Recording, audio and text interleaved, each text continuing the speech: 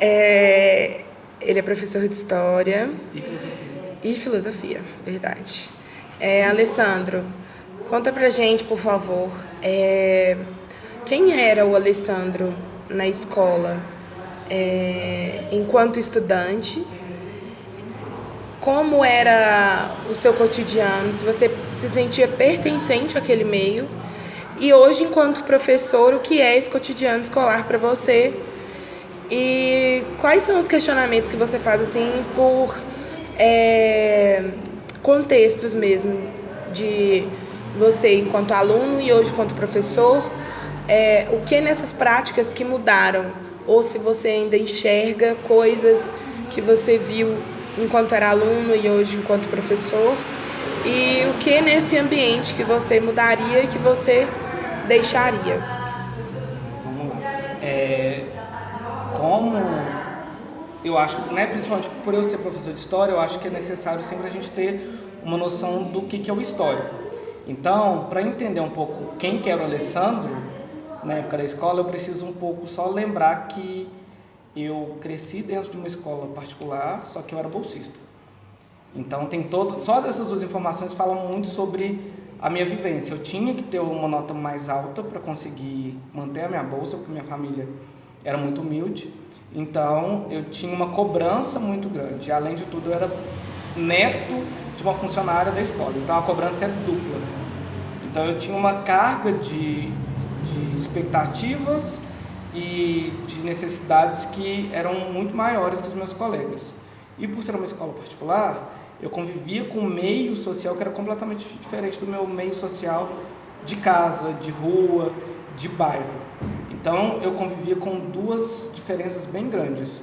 A realidade das pessoas muito ricas do interior e a minha vivência enquanto morador do interior, mas de uma periferia muito pobre. Então eu encarava todo dia a escola como uma forma de aprendizagem, mas também uma forma de conseguir sair daquela realidade que eu vivenciava. Só que, lógico, era um meio que era permeado por preconceitos sociais muito fortes e preconceitos de vivência mesmo. Eu sempre fui taxado por estar numa escola particular como sempre um aluno negro, porque os meus outros amigos eram muito mais brancos que eu, então eu vivenciava uma questão de negritude muito mais pesada e uma questão social muito maior.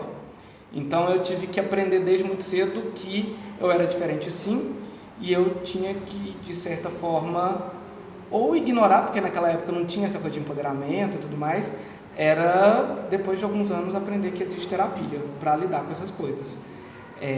Até tem fatos da minha história, por exemplo, de eu tinha o lábio muito grande perto dos outros colegas, e aí eu tinha um lábio sempre muito rasgado, porque eu segurava o meu lábio com o dente. E os meus professores, eles não percebiam muito bem isso. Então eu consegui conviver dentro da escola como uma forma de até de fuga, mas ao mesmo tempo era meio doloroso ter que lidar com isso. Hoje em dia, lidando com a escola, eu ainda infelizmente acredito que a escola é muito mais um lugar de permanência do que de revolução. As pessoas ainda têm uma visão muito ideal, porque na escola as pessoas mudam, eu vejo muito preconceito, muita vivência da minha época que ainda persiste. Eu tento, com a minha forma de dar aula e de conviver com os meus alunos, mostrar para eles que aqui é um lugar que a gente tem que preservar como um lugar de mudança de perspectiva, mudança de postura, de perceber que aqui é o primeiro lugar que você vai vivenciar um meio social que você vai ouvir o primeiro não, que você vai ouvir a primeira nota baixa, que você vai... É um lugar como outro qualquer, mas é um lugar que você está aqui para conseguir abrir horizontes. Por mais que eu sei que muita gente que eu convivo hoje em dia nos lugares que eu trabalho ainda vive na imagem de uma escola tecnicista, uma escola de decoreba, que eu acho que tem que ser um pouco diferente. Eu acho que a escola é um lugar deveria ser um lugar de revolução. E até mesmo do jeito de dar aula, o jeito de aplicar o conteúdo, o jeito de abordar as coisas tinha que ser uma coisa mais próxima dos alunos e menos tão acadêmica, ou até se fosse acadêmico seria mais bem feito, mas eu acho que ainda a escola é um lugar que precisa de mudança. E eu estou tentando fazer essa mudança, mas é aquela sensação do peixinho nadando contra uma correnteza, porque afinal de contas quem quer que um bando de moleque hoje em dia perceba que eles sejam agentes da própria história, que eles sejam capazes de mudar um pouco o universo? Acho que para o governo, para sistema, não é necessário isso. Esses tem que ser caixinhas. E isso a gente precisa mudar um pouquinho. Ou mudar muito.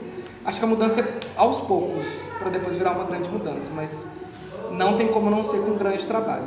Acho que é isso. E o que você deixaria, já que você falou tanto de mudanças?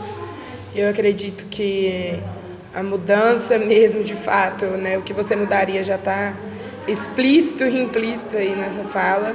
E o que você deixaria, assim, que você acredita que é bom e que é eficaz, ou que você vivenciou e que você continua vivenciando e você acredita que seja algo bom da educação? Primeiro, a educação ela tem que ser percebida como algo individual. Por mais que a gente esteja numa sala, imerso com grupos, a gente tem que começar a aprender a verificar que cada aluno é um micro-universo e desvendar ele aos poucos. E entender limites e propor uma possibilidade de quebra desses limites. E eu acho que a gente tem que fazer isso da maneira mais tete a tete, tentar entender o universo desse menino, entender a linguagem deles, entender o que eles se propõem também. Não adianta eu querer falar de história do século XVIII sem trazer isso para o universo do menino. Então, é dialogar o tempo todo, trazer esse conhecimento de uma maneira mais próxima deles. Lógico, como eu vivo na área de humanas e na área de história e filosofia, é extremamente ideológico ter só 2 aulas de história, ter só 3 aulas de história na semana e ter 5 de matemática, o menino só está lá para decorar, ou só para saber tabuada. É muito importante saber tabuada, mas é muito mais importante saber raciocinar a matemática, saber entender os processos políticos, os sociais, os econômicos e como que isso vai tocar no universo dele hoje em dia. Então, acho que a escola ela precisa ser um universo mais próximo do menino, ser mais próximo das meninas, ser mais próximo das menines que estão surgindo aí, são novas vozes e a gente precisa escutar tanto as antigas quanto as atuais. Obrigada, contribuiu muito. Volte sempre. Esse foi o Alessandro, com toda essa contribuição maravilhosa. Professor de história incrível. Então a gente me contrata, se precisar, me chama. Me chama que eu Obrigada, vou. amigos, é incrível.